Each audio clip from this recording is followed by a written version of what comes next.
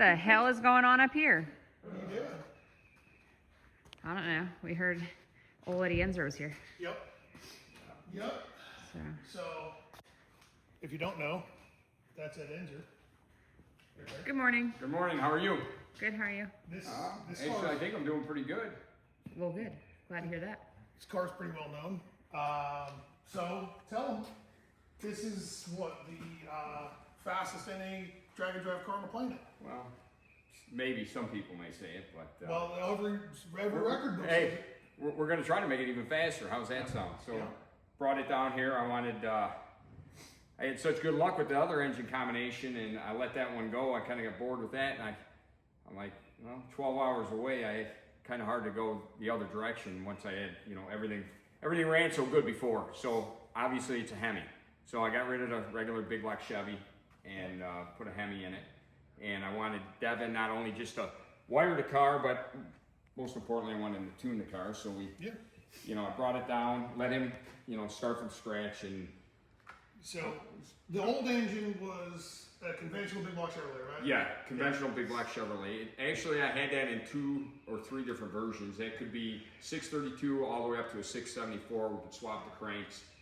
And the best it ever ran was in a 632 model. But in this deal, I went a whole different direction. Because we were punishing the other one a lot of RPMs as, with the stroke and the low stroke. And it liked it. And with the small tire, it worked the best. But now I want to go a different avenue, try to go the RPMs down. So I went with this big old diesel. You can call it a diesel. Well, so for context, right? So this car with the old engine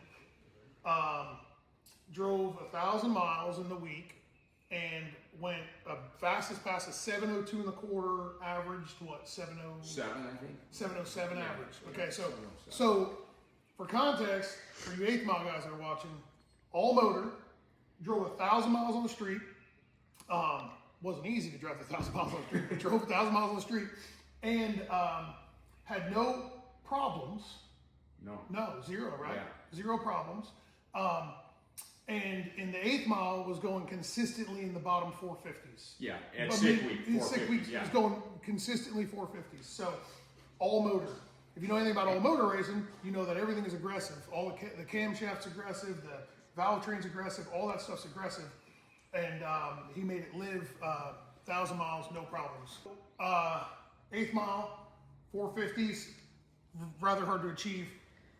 Ed decided that he barely worked at all on this thing with the old engine, right? I mean, you barely had to do anything. Well, behind the scenes we did a lot, but I did a lot of testing, and I knew I was bringing it to Neca where it was at, because we did take it back after sick week. I went out to a track run out at Martin. We got the car to go 440s in the 8th, and I thought everything was going to be perfect, and it was going to run, better, and we had some issues, just minor issues, and it just aggravated me. It was enough to trigger. It aggravated me. I'm like, you know what, the hell with this. The thing's on top. They could chase it. They beat it. That's fine. I'm going to get something better. So I wanted something different, so I figured I'd try this Hemi. And like I said, I don't want the 9,000 RPM engine. I'm trying to go less here. So truck pulling. Yeah, we're going to try, we can pull stumps out of it. Yeah. So the engine was gone through by Jimmy, right? Yeah. So Jimmy Lopez. Then Jimmy Lopez is your guy. That's Yeah. who did your other engine. That's who does all your engine stuff for you. So you had to change some stuff from when you bought it because it was in a race car. You did some upgrades to it. You 100%. Fixed a bunch of valve train things that y'all didn't seem as if that you really cared for, and now you got a pretty stout piece here. You know what?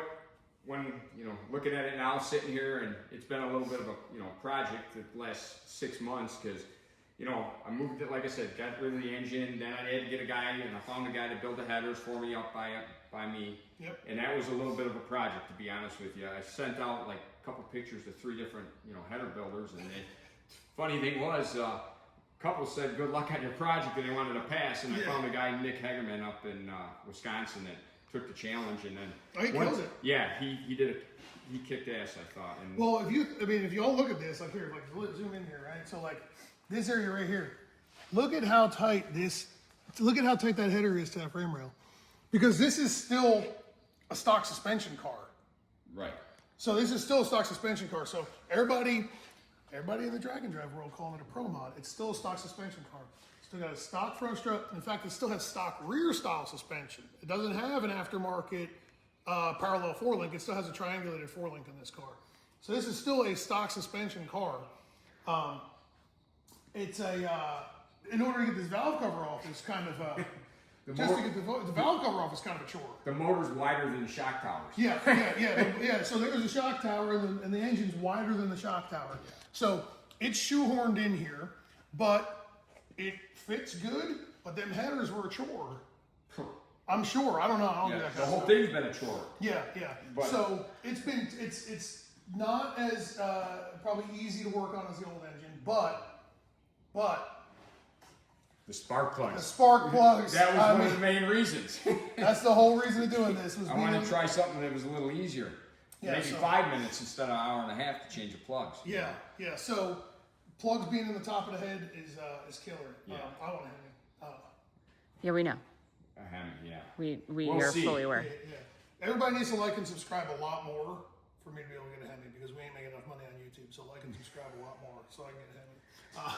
Well, before we kind of go over all the stuff that you did with the car, I did have a couple questions for Ed. Yeah. So when you first got this car, I know Devin kind of helped walk you through a few things as far as like the tune-up and stuff goes, but how long did you run a very similar tune-up in this car until you changed the engine? How about forever?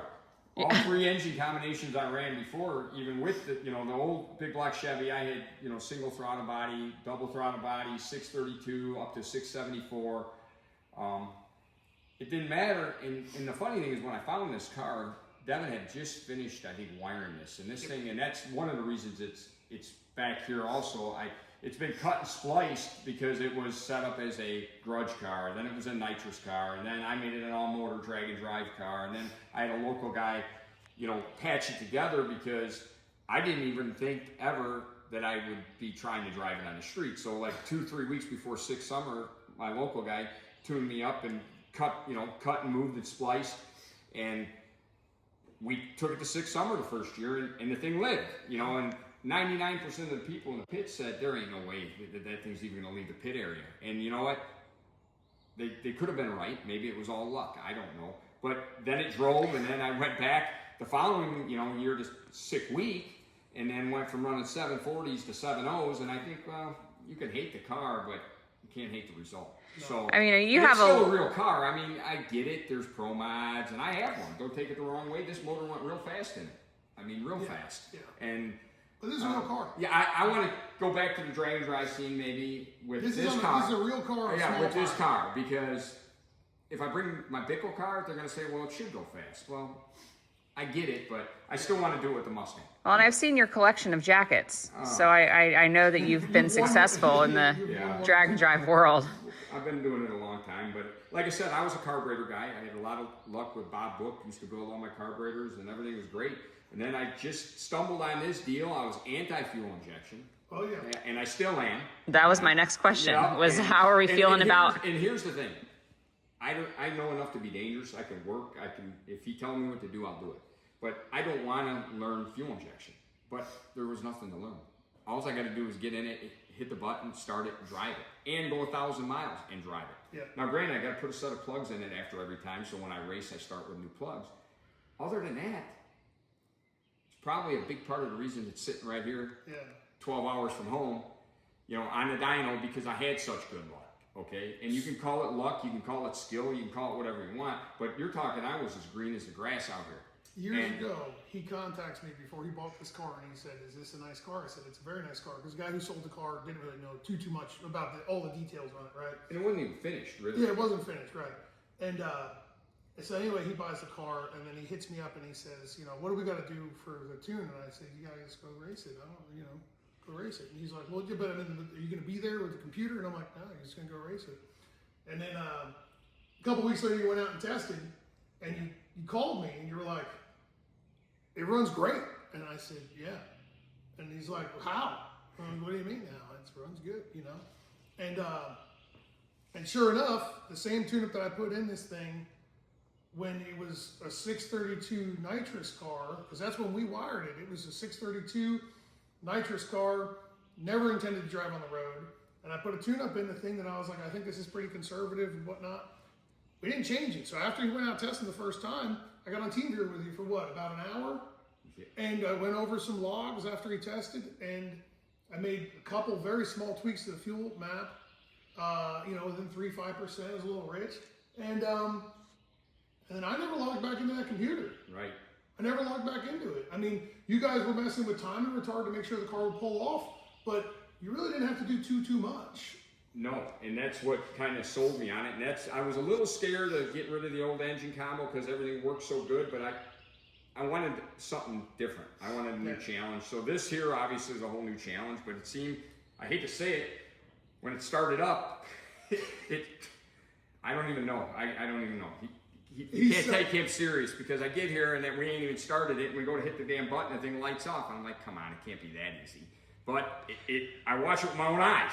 Yeah. So Devin has a pretty good track record with getting the light off pretty quick. And the funny thing is, I would have bet against it, but I probably would have lost my money. So it is what it is. What's funny is normally when we wire a car, before the customer ever gets here, it's already running. Like we already have it fired up and running. Just it's just a normal thing.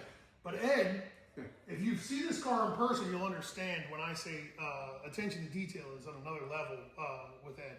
And Ed was like, "You're not allowed to fire that engine until I get there." And I was like, "All right, no problem." So we didn't fire the engine before we got here, and so I had to guess at a fuel map for it, and then we had to, there's crank trigger, cam sync, all that kind of stuff. You're kind of like, I think this is all right. And a lot of times when we fire up a car, you have to confirm cranking timing first. You do all this stuff. We don't do any of that. Ed shows up, and I'm like, "All right, I think it'll run." And but I had to project a lot of confidence because I can't let Ed get one up on me. So hit the button and it fired right off, and I just looked at him and he just shook his head. He was furious all day yesterday. Furious that it fired off so good and sat there. I thought I was gonna. Hey, this is what I'll tell you. I'm fixing to leave. We played with it a little bit on the dyno, and I thought I was gonna be there 2 or 3 days. And I wanted to, but there's no need really. Yeah, so I'm going to take it back home. Yeah. And obviously our dyno session, it was good, but we proved out everything worked. So this is so I don't know if anybody of the viewers here know this. We have an in-ground Dyno Jet 248, and it's a whole roller dyno. It's not a hub dyno, and this thing makes a retarded amount of torque. We could not get it to stop spinning the tire.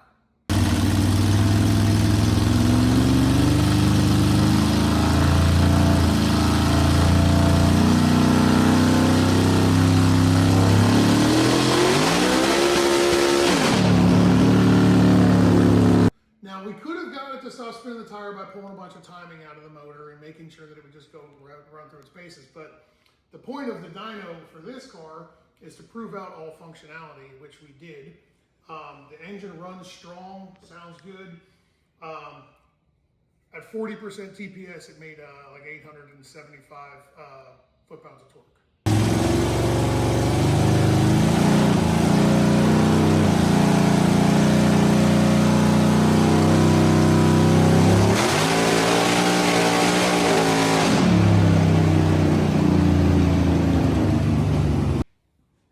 So, it made a bunch of torque, a lot of horsepower, 40% TPS. It still had like 3 inches of vacuum in the intake manifold. So we couldn't really go full throttle because it kept ripping the tires off on the dyno. But honestly, we don't really use the dyno that often anyway, certainly on something like this. This really needs to go on a hub dyno if you really wanted to chase dyno numbers. But that wasn't the reason. I just wanted to make, before I drove away, make sure if I needed anything. Yeah. So our fueling's pretty close, and then for the conditions that we had, and I think we're gonna be good. Hell, it's got more dyno time than the other two that was in the old motor. So I think we got some confidence in it. But no, I think the car came out killer. For anybody asking, this car we just had it on the scales. It weighs 3,014 pounds. So. I can go in and grab the sheet too. It was 3,014 pounds. Well, why don't you show us some of what you did to it here? Oh yeah.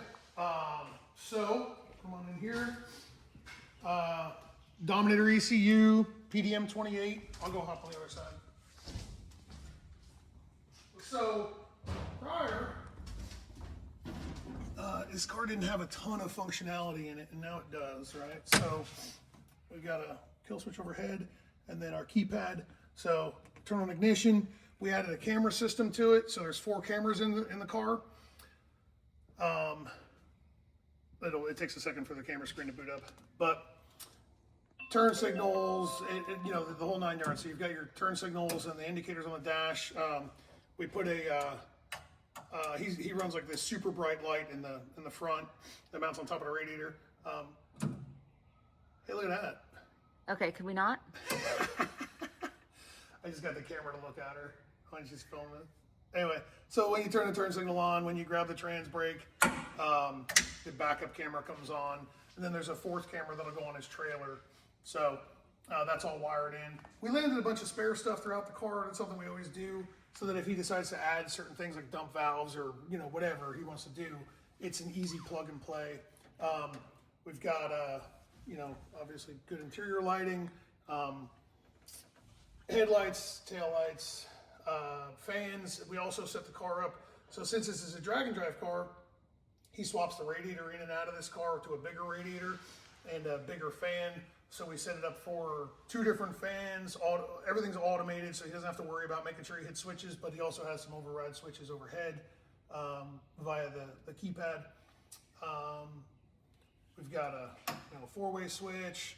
We've got a turn signal switch here on the column. These new Lotzi steering wheel from Shot Racecraft. These are awesome. Run the same one in my car. Really big fan of these. And the world's cleanest carpet. The world's cleanest carpet for sure. Yeah, we had to put tape down and paper over top of the carpet before we did anything because it's spotless. So, and this is a pro tip. Where are they? Oh, do you want new ones before you leave? Where are they? They're gone. You pulled them out? Yeah. What are you keeping here? No. No, you gotta give them the pro tip. No. He doesn't want to share his secrets. It's okay. No.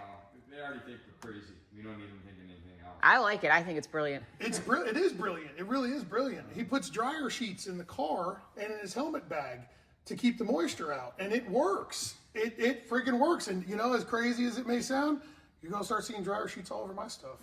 You will. And Josh already puts them in his helmet bag. So We're gonna go to the Walmart later, so Devin can smell the dryer sheets to see which one he likes. So it's a good idea. So, but yeah, no, I think it came out great. I think it came out really clean. You happy with it? Yeah, 100%. So looks good. Ed, what are your goals with the car? Like, I know you talked about maybe doing drag and drive again.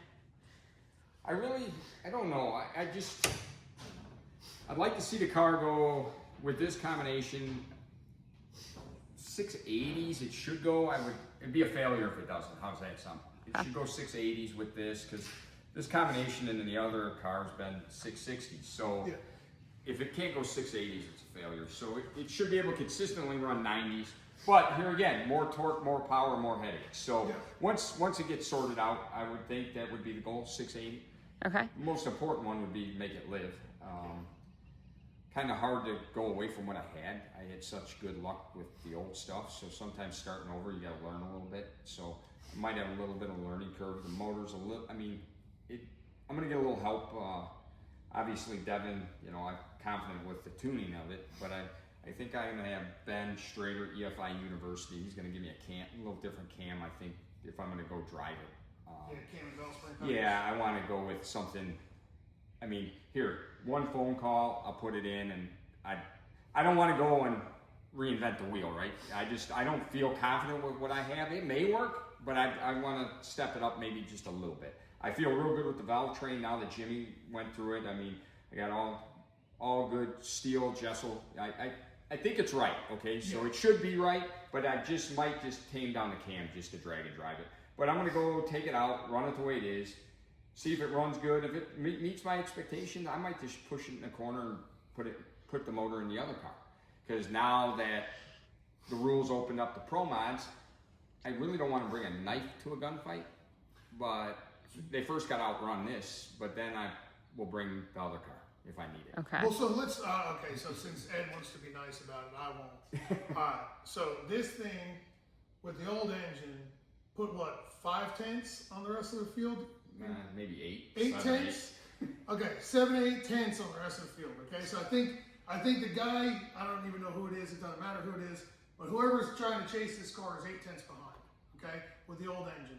Could we have leaned on the other engine a lot harder? If I spent a weekend with Ed at the racetrack, we would have put that car in the 90s pretty consistently, I think, with the old engine. Yeah, and it was right there, but like I said, I got aggravated with it. Yeah, I was done which with it. is Yeah, fine. I wanted something different. So my hope with this is that we can put this car into the 90s real quick and then into the 680s, 670s range in this car.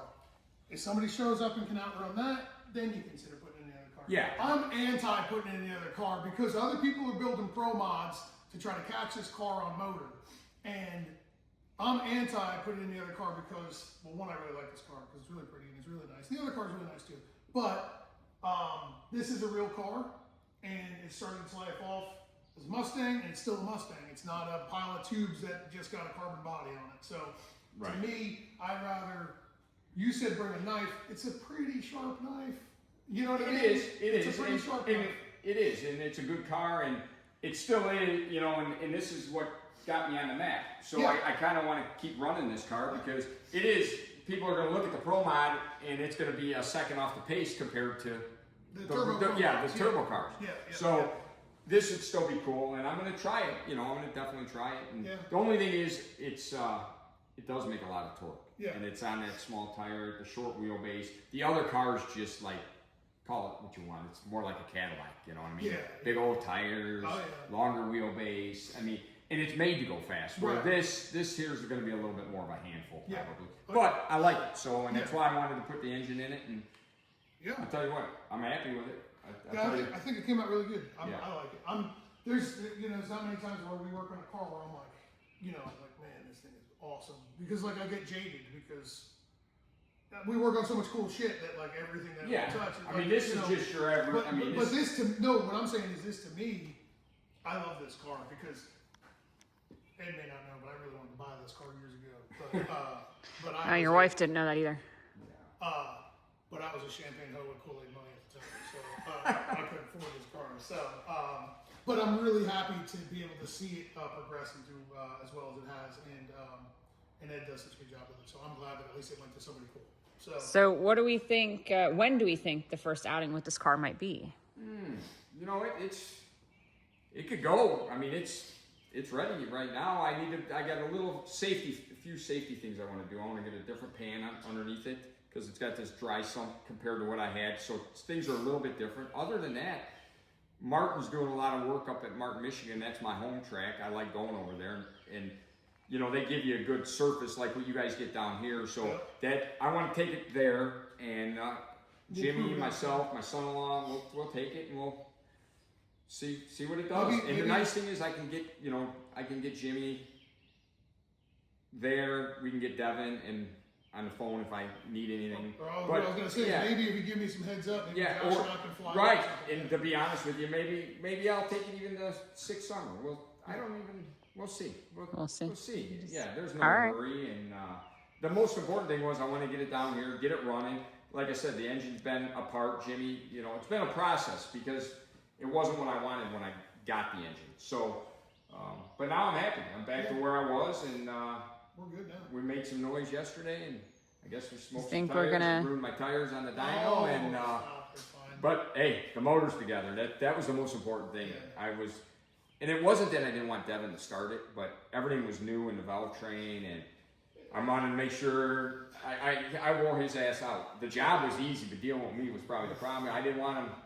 The motor, I didn't like the uncertainty, and if there was a failure, I wanted to be part of the failure, not him. I didn't want to put him. I wanted him to be part of the failure. Yeah, if they're the responsibility. It's been perfect. Yeah, it's been good, and I got to give a shout out Maximum Oil. They've been nothing but good to me, and that's a big part. That's a big part of keeping the valve train together, especially on this monster. This saved engines for me. And that was the thing. And Devin now is more in tune of this last sick week, you know, now people are priming and Oh, heating yeah. oil. I mean, that was standard for something like this, so high strung, you know. Oh, yeah. And now you know he's capable, but I just wanted to make sure with all this new shit that everything was just so, and it is. So Yeah. I'm I'm extremely happy with it. And when it lit up, and first time on the dyno, they said, Ed, they told me, you know, feather the throttle. And I'm like, man, I gave it just like a slow floor. And the next thing I know, the damn lights are flashing on the dash, and I smell the rubber burning. Yeah. I'm like, I went slow. And then we tried it a couple more times, and that was it was definitely interesting. But It was. Hey, but you know what? It's a good test of my valve train. Oh, yeah, because yeah. if it lived through this, hopefully it'll be okay out on the street. So. Yeah. You think we might want to fire it up and make some noise for the peoples, or No, it's too cold. too cold? Oh yeah, it is a little chilly this morning. We're Yeah. not gonna be, he's gonna hit the road. It's gonna be an hour to heat it and prime it. Yeah. So Okay, that's fair. That's fair. No, it'll be too cold. And you didn't get any video yesterday? I got video. You did get You're gonna video. have in this video. Oh, okay. So you're gonna edit this part of it out because that's a stupid question. Because in Well, this video, we might leave this part in just because people Well- love to hear us bicker. Yeah, they do love to hear you two argue. 'Cause Well, I'll the tell thing you what. is that 7 minutes ago in this video, they've already seen the car on the dyno. Oh, jeez. But now, see, I'm in the future. Oh, Christ. Okay, See, we're I'm leaving. already in the future. We're leaving this in. Oh. Well, I'm already in the future. We're gonna leave it You're in. the past. Hey, You're the past.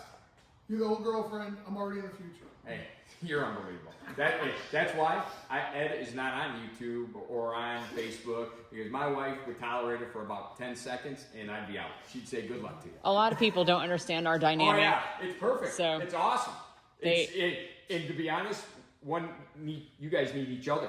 It's Yeah, perfect. yeah. Because you know, I don't need her. Oh, but yeah. She I 100% needs me. Says the man who needs me to prepare his meals when I go out of town because he doesn't know what to He do. needs you. Trust me. I saw his paperwork before I see it now. There's no more to talk about. Okay? So, it's all good. Yeah. Okay. We're gonna load this thing up. Okay. All right. All right. Thanks, Ed. Thank you.